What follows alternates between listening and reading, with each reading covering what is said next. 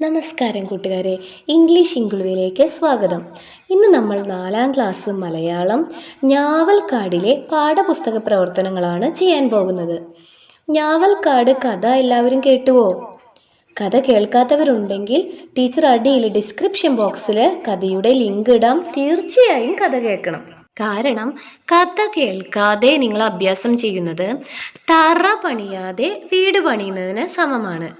തറ പണിയാതെ വീട് പണിത് എന്ത് സംഭവിക്കും? വീട് പെട്ടെന്ന് നിലം പൊത്തും. അതുകൊണ്ട് എല്ലാ കുഞ്ഞുമക്കളും ഡിസ്ക്രിപ്ഷൻ ബോക്സിലെ ലിങ്ക് തൊട്ടതിന് ശേഷം കഥ കേൾക്കുക. അതിനുശേഷം അഭ്യാസം ചെയ്യാനിരിക്കുക. അഭ്യാസത്തിലേക്ക് കടക്കാം. പറയാം, എഴുതാം. ഞാവൽക്കാട് പക്ഷികൾക്ക് സ്വർഗമായി അനുഭവപ്പെട്ടത് എന്തുകൊണ്ട്? ഞാവൽക്കാട്ടിലേക്ക് മനുഷ്യരോ മറ്റു മൃഗങ്ങളോ അധികം വരാറില്ല. ഞാവൽക്കായ പഴുത്താൽ അവർ അത് കഴിച്ച് പാട്ടുപാടാൻ തുടങ്ങും. അത് അവർക്ക് ഒരു ആഘോഷമാണ്. പഴങ്ങൾ തീരുന്നതുവരെ ഒരു പക്ഷിക്കും ഭക്ഷണം തേടി പുറത്തു പോകേണ്ട ആവശ്യമില്ല. രാവും പകലും ആ പഴങ്ങൾ കഴിക്കാം. അങ്ങനെയാണ് ഞാവൽക്കാട് പക്ഷികളുടെ സ്വർഗമായി മാറിയത്. നിങ്ങളുടെ മലയാളം ടെക്സ്റ്റ് ബുക്കിൽ പേജ് 27 അവസാനത്തെ പാരഗ്രാഫ് നിങ്ങൾ നോക്കുക. പേജ് 28 ആദ്യത്തെ പാരഗ്രാഫും. രണ്ടാമത്തെ ചോദ്യം നോക്കാം. ഞാവൽക്കാട്ടിലെ തീ പക്ഷികൾക്ക് ഏറെ വിഷമമുണ്ടാക്കി. തീ പടർന്നിരുന്നെങ്കിൽ മറ്റേതൊക്കെ ജീവികൾക്കാണ് പ്രയാസമുണ്ടാവുക? സിംഹം, കടുവ, മാൻ, ആന, കാട്ടുപോത്ത്, മുയൽ, കുറുക്കൻ, ചെന്നായ തുടങ്ങിയ കാട്ടുമൃഗങ്ങൾക്കും മരങ്ങളിലും ചെടികളിലുമൊക്കെ കഴിയുന്ന ചെറുജീവികൾക്കും കാട്ടുതീ മൂലം പ്രയാസമുണ്ടാകും. അടുത്ത പ്രവർത്തനം കണ്ടെത്താം. കാട്ടുതീ, കാട്ടുമനുഷ്യൻ ഇതുപോലെ കാടു ചേർന്ന് വരുന്ന പദങ്ങൾ കണ്ടെത്തി എഴുതുക. കാട്ടരുവി, കാട്ടുപൂവ്, കാട്ടുതേൻ, കാട്ടുപക്ഷി, കാട്ടുമൃഗം, കാട്ടാന, കാട്ടുചോല പദങ്ങളൊക്കെ നിങ്ങൾക്ക് എഴുതാവുന്നതാണ്. നമുക്കിനി അടുത്ത പ്രവർത്തനം നോക്കാം. ഉചിതമായി പൂരിപ്പിക്കാം. കിളികളുടെ കലപില ശബ്ദം. അടിവരയിട്ട പ്രയോഗം ശ്രദ്ധിച്ചല്ലോ. ഏത് പ്രയോഗത്തിലാണ് അടിവരയിട്ടിരിക്കണേ? കലപില. ഇതുപോലെ ഉചിതമായ പ്രയോഗങ്ങൾ വലയത്തിൽ നിന്ന് തിരഞ്ഞെടുത്ത് പൂരിപ്പിക്കാം. നേരം, പടിയിൽ കിടക്കുന്ന ബ്രാക്കറ്റ് നോക്കൂ. അതിൽ നിന്നെടുത്ത് പൂരിപ്പിക്കണം. നേരം, പരപരാ, വെളുത്തു. പരപര എന്നാണ് ആദ്യം വേണ്ടത്. വാഹനങ്ങളുടെ കടകട ശബ്ദം. അപ്പം അവിടെ എഴുതേണ്ടത് കടകട. അടുത്തത് മഴ ഡാഷ് പെയ്തു. മഴ ചറപറ പെയ്തു. അഭിപ്രായം പറയാം. ഞാവൽക്കാട്ടിനു തീ പിടിച്ചപ്പോൾ മൂങ്ങകളിൽ ചെറുപ്പക്കാരായ ചിലർ മറ്റുള്ളവരെ കുറിച്ച് ആലോചിക്കാതെ രക്ഷപ്പെടാൻ ശ്രമിച്ചു. ഈ തീരുമാനം ശരിയായിരുന്നോ? എന്തുകൊണ്ട്? ചോദ്യത്തിൽ നിന്നും എടുത്ത് ഉത്തരം എഴുതുന്ന സൂത്രപ്പണി ടീച്ചർ നിങ്ങൾക്ക് പറഞ്ഞു തരാം. ഉത്തരം പറയാം. ഞാവൽക്കാടിന് തീ പിടിച്ചപ്പോൾ മൂങ്ങകളിൽ ചെറുപ്പക്കാരായ ചിലർ മറ്റുള്ളവരെ കുറിച്ച് ആലോചിക്കാതെ രക്ഷപ്പെടാൻ ശ്രമിച്ചത് ശരിയായില്ല. പക്ഷികളുടെ കൂട്ടത്തിലെ വയസ്സനായ ഗരുഡനമ്മാവൻ പോലും മറ്റുള്ളവരെ രക്ഷപ്പെടുത്താനാണ് ശ്രമിച്ചത്. അതുകൊണ്ട് ചെറുപ്പക്കാർ ആദ്യം മുൻകൈയെടുത്ത് മറ്റുള്ളവരെ രക്ഷപ്പെടുത്താൻ ശ്രമിക്കേണ്ടതായിരുന്നു. പോസ്റ്റർ തയ്യാറാക്കാം. മൃഗങ്ങൾ വിളിച്ചു ചേർത്ത യോഗത്തിന് ശേഷം കാടിന് നേർക്കുള്ള അതിക്രമങ്ങൾക്കെതിരെ പോസ്റ്റർ പതിക്കാൻ തീരുമാനിച്ചു. പോസ്റ്റർ തയ്യാറാക്കാൻ നിങ്ങൾക്ക് അവരെ സഹായിക്കാമോ? പോസ്റ്റർ തയ്യാറാക്കുമ്പോൾ നിങ്ങൾ ശ്രദ്ധിക്കേണ്ട കാര്യങ്ങൾ, ചെറിയ ചിത്രങ്ങളിലൂടെയും വളരെ ചെറിയ വാക്കുകളിലൂടെയും നമ്മുടെ ആശയങ്ങൾ വായിക്കുന്നവർക്ക് മനസ്സിലാകാൻ തക്ക വിധത്തിലായിരിക്കണം നമ്മൾ തയ്യാറാക്കേണ്ടത്. അപ്പോൾ ഇതിന് നമുക്ക് എന്ത് തയ്യാറാക്കാം? കാടിൻ്റെ പടം വരച്ചിട്ട്, അതായത് കുറച്ച് മരങ്ങളുടെ പടം വരച്ചിട്ട് അതുമ്മേ തീ കത്തണ പോലെ വേണമെങ്കിൽ കാണിക്കാം. അല്ലെങ്കിൽ മരങ്ങൾ വെട്ടിക്കിടക്കുന്ന രീതിയിലുള്ള ചിത്രങ്ങൾ നിങ്ങൾക്ക് വരയ്ക്കാം. എന്നിട്ട് അതിൻ്റെ മുകളിൽ എന്തെങ്കിലും തരത്തിലുള്ള മെസ്സേജുകൾ എഴുതണം. അപ്പം നിങ്ങൾ ആദ്യം ഒരു ചിത്രം വരച്ച് അതിന് നല്ല ഔട്ട്ലൈൻ കൊടുക്കാം. ആ ചിത്രത്തിൽ തന്നെ നിങ്ങൾക്ക് ചെറിയ എന്തെങ്കിലും മെസ്സേജ്, കാടാണ് ജീവൻ, കാടില്ലെങ്കിൽ നാടുമില്ല. അങ്ങനെ ചെറിയ എന്തെങ്കിലും രൂപത്തിലുള്ള മെസ്സേജുകൾ നിങ്ങൾക്ക് അതിൽ എഴുതാം. ഇത്രയുമായാൽ നമുക്ക് പോസ്റ്റർ റെഡിയായി കഴിഞ്ഞു. പോസ്റ്ററിന് കളറൊക്കെ കൊടുത്ത് നല്ല ഭംഗിയാക്കാൻ മറക്കല്ലേ. അടുത്ത പ്രവർത്തനം പത്രവാർത്ത തയ്യാറാക്കാം. മഴ കോരിച്ചൊരിഞ്ഞപ്പോൾ തീയണഞ്ഞു.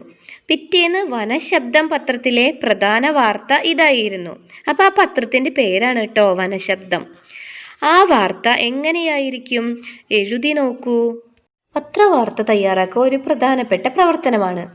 അതുകൊണ്ട് തന്നെ നമ്മളിത് കൃത്യമായി അറിഞ്ഞിരിക്കണം. ശ്രദ്ധിക്കൂ. ആദ്യം പത്രവാർത്തയ്ക്ക് ഒരു ഹെഡിങ് വേണം.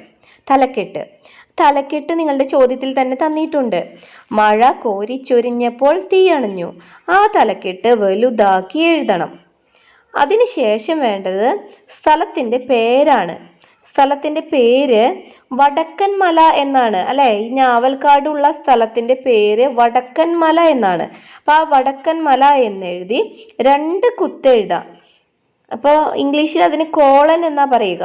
അപ്പോൾ വടക്കൻമല എന്നെഴുതി 2 കുത്തിട്ടതിന് ശേഷമാണ് നമ്മൾ വാർത്ത എഴുതുക. നിങ്ങൾക്ക് എന്തെങ്കിലും സംശയം ഉണ്ടെങ്കിൽ, നിങ്ങൾ പത്രം വായിക്കുന്ന കുട്ടികളാണ്, ആ പത്രം എടുത്ത് എങ്ങനെയാണ് ഒരു വാർത്ത വരുന്നതെന്ന് ഒന്ന് നോക്കിയാൽ നിങ്ങൾക്ക് കാര്യം പിടികിട്ടും. അപ്പം എല്ലാവരും വടക്കൻമല എന്നെഴുതിയില്ലേ? ഇനി നമുക്ക് അതിന് നേരെ വാർത്ത എഴുതി പോകാം. വടക്കൻമലയിലെ ഞാവൽക്കാട്ടിൽ ഉണ്ടായ തീപിടുത്തം എല്ലാ മൃഗങ്ങളെയും പരിഭ്രാന്തരാക്കിയിരുന്നു. എന്നാൽ അവിടെ വളരെ പെട്ടെന്ന് തന്നെ മഴയുണ്ടാവുകയും മൃഗങ്ങൾക്ക് ആശ്വാസമായി ആ തീ അണയുകയും ചെയ്തു. നാട്ടിൽ നിന്ന് വന്ന മനുഷ്യരായിരിക്കണം കാടിന് തീയിട്ടത്. മൂങ്ങയും കൂട്ടരുമാണ് കാട്ടിൽ തീ പടർന്നത് ആദ്യം കണ്ടത്. ഗരുഡനമ്മാവന്റെ നേതൃത്വത്തിൽ ആലോചനാ യോഗം നടക്കുകയും എന്നാൽ അദ്ദേഹത്തിൻ്റെ വാക്കുകൾ അനുസരിക്കാതെ വളരെ പെട്ടെന്ന് തന്നെ യുവാക്കളായ മൂങ്ങകൾ കൂട് ഉപേക്ഷിച്ച് പോവുകയും ചെയ്തു. ഈ അവസരത്തിൽ കാടിൻ്റെ അമ്മയായ പ്രകൃതി രക്ഷിക്കാൻ എത്തിയതുപോലെ മഴ വന്നു. കാറ്റും ഇടിയും മഴയും ഒരുമിച്ചെത്തി. അങ്ങനെ ഞാവൽക്കാട് തീപിടുത്തത്തിൽ നിന്നും രക്ഷപ്പെട്ടു. ഇനി നമുക്ക് പ്രശസ്ത കവിയായ ശ്രീ പി മധുസൂദനൻ്റെ ഒരു കവിത വായിച്ചാസ്വദിക്കാം. എല്ലാവരും റെഡിയല്ലേ? ടീച്ചറെ കൂടെ പാടണേ. പറഞ്ഞു നോക്കുക വെറുതെ നിങ്ങൾക്ക് എത്ര കിളിയുടെ പാട്ടറിയാം, എത്ര മരത്തിൻ തണലറിയാം, എത്ര പുഴയുടെ കുളിരറിയാം, എത്ര പുഴയുടെ കുളിരറിയാം, എത്ര പഴത്തിൻ രുചിയറിയാം, എത്ര പൂവിൻ മണമറിയാം, അറിഞ്ഞിടുമ്പോൾ അറിയാം നമ്മൾക്ക് അറിയാനൊത്തിരി ബാക്കി, ഒത്തിരി ബാക്കി, അറിയാനൊത്തിരി ബാക്കി, ഒത്തിരി ബാക്കി. പ്രകൃതിയെക്കുറിച്ച് ഇനിയും എത്രയോ കാര്യങ്ങൾ നമ്മൾ അറിയാൻ കിടക്കുന്നു അല്ലേ? അടുത്ത പ്രവർത്തനത്തിലേക്ക് പോയാലോ? അടുത്ത പ്രവർത്തനം നിങ്ങൾ സ്വയം വിശകലനം ചെയ്യേണ്ട ഒരു പ്രവർത്തനമാണ്. ആസ്വാദനക്കുറിപ്പ് എഴുതുന്നതിന് മുൻപ് നിങ്ങൾ ഇത്രയും കാര്യങ്ങളെല്ലാം ചെയ്തിട്ടുണ്ടോ എന്ന്. ഒന്നാമത്തെ, കവിത ഈണത്തിലും താളത്തിലും ഒന്നിലധികം തവണ ചൊല്ലി ആസ്വദിച്ചു. നിങ്ങൾ ആസ്വദിച്ചാൽ മാത്രം പൂർണ്ണമായും എന്നതിൽ ടിക്കിടാം. കവിതയുടെ ആശയം പൂർണ്ണമായും മനസ്സിലാക്കി രചനയിൽ ഉൾപ്പെടുത്തി. കവിതയുടെ ഭംഗി, അർത്ഥഭംഗി എന്നിവ തിരിച്ചറിഞ്ഞു. എന്നിവയെല്ലാം തിരിച്ചറിഞ്ഞിട്ടുണ്ടെങ്കിൽ നിങ്ങൾ പൂർണ്ണമായും എന്നതിൽ ടിക്കിട. നിങ്ങൾക്ക് ശബ്ദഭംഗി, അർത്ഥഭംഗി ഒന്നും തിരിച്ചറിയാതെയാണ് നിങ്ങൾ പോയതെങ്കിൽ കുറച്ച് മാത്രത്തിൽ ടിക്കിടുക. കവിതയിലെ ആശയത്തിന് യൂണിറ്റിലുള്ള സ്ഥാനം തിരിച്ചറിഞ്ഞു. ഇനി രസകരമായൊരു പ്രവർത്തനമാണ്. പച്ചോല കൊണ്ട് നിങ്ങൾക്ക് ഒരു തത്തയെ ഉണ്ടാക്കാനാണ്. ഇപ്പോൾ 2 ഓലകൾ കൊണ്ട് തത്തയെ ഉണ്ടാക്കാൻ ശ്രമിച്ചു നോക്കൂ. വിശദമായി ഇതിൽ കൊടുത്തിട്ടുണ്ട്. അത് നോക്കി നിങ്ങൾ ഓല കൊണ്ട് തത്തയെ ഉണ്ടാക്കുമല്ലോ. അടുത്തത്, എഴുതാം, അഭിനയിക്കാം. ഞാവൽക്കാട്ടിന് മനുഷ്യർ തീവച്ചതിൽ പ്രതിഷേധിച്ച് മൃഗരാജിൻ്റെ നേതൃത്വത്തിൽ കാട്ടിൽ യോഗം ചേർന്നു. പക്ഷികളും മൃഗങ്ങളും ഒത്തുകൂടിയ യോഗത്തിൽ ഓരോ ജീവിയും അവരവരുടെ അഭിപ്രായം പറഞ്ഞു. എന്തൊക്കെയാവാം അവർ പറഞ്ഞത്? ഇത് അഭിപ്രായങ്ങൾ പറയലാണ്. ഇത് നമ്മളുടെ സംഭാഷണം എഴുതുക എന്നുള്ള ഒരു പ്രവർത്തനത്തിൻ്റെ ഭാഗമായിട്ടാണ് വരിക. അപ്പോൾ പല ആൾക്കാർ തമ്മിലുള്ള സംഭാഷണം, അതായത് പല ജീവികൾ തമ്മിലുള്ള സംഭാഷണം. ആദ്യം നമ്മൾ ആരൊക്കെയാണ് വേണ്ടതെന്ന് തീരുമാനിക്കണം. രാജൻ എന്നെഴുതുക. അദ്ദേഹം പറയുന്നത് അതിന് നേരെ വരയിട്ട് എഴുതുക. തുടങ്ങാം നമുക്ക്. മൃഗരാജൻ: പ്രിയ കൂട്ടുകാരെ, നമ്മുടെ ഞാവൽക്കാടിനെ തീ വെച്ച് നശിപ്പിക്കാൻ നാട്ടുമനുഷ്യർ ശ്രമിക്കുന്നതായി എനിക്ക് അറിവ് കിട്ടിയിട്ടുണ്ട്. മുയൽ: ശരിയ രാജാവേ, മൂങ്ങ ചങ്ങാതിയും എന്നോട് അതിനെക്കുറിച്ച് പറഞ്ഞു. എലി: അയ്യോ, ഇനി നമ്മൾ എന്തു ചെയ്യും? മാൻ: ആരും പേടിക്കേണ്ട, നമുക്ക് ആലോചിച്ച് എന്തെങ്കിലും തീരുമാനിക്കാം.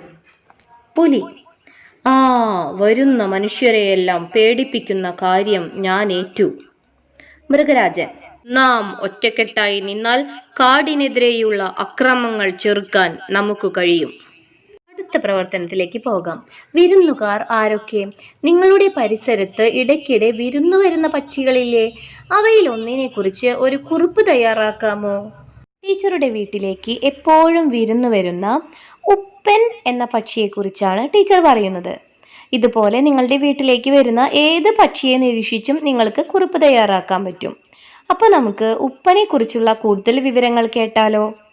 ഉപ്പൻ കേരളമൊട്ടാകെ ചെമ്പോത്ത് എന്നറിയപ്പെടുന്ന പക്ഷിയാണ് ഉപ്പൻ. കാക്കയോട് രൂപസാദൃശ്യമുള്ള ഉപ്പൻ്റെ കണ്ണുകൾ ചുമന്നതായതുകൊണ്ട് ഉപ്പനെ തിരിച്ചറിയാൻ യാതൊരു പ്രയാസവുമില്ല.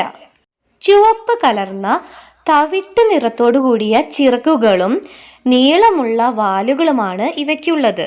സാധാരണഗതിയിൽ ഒറ്റയ്ക്കാണ് ഈ പക്ഷികൾ ആഹാരം തേടി നടക്കാറുള്ളത്.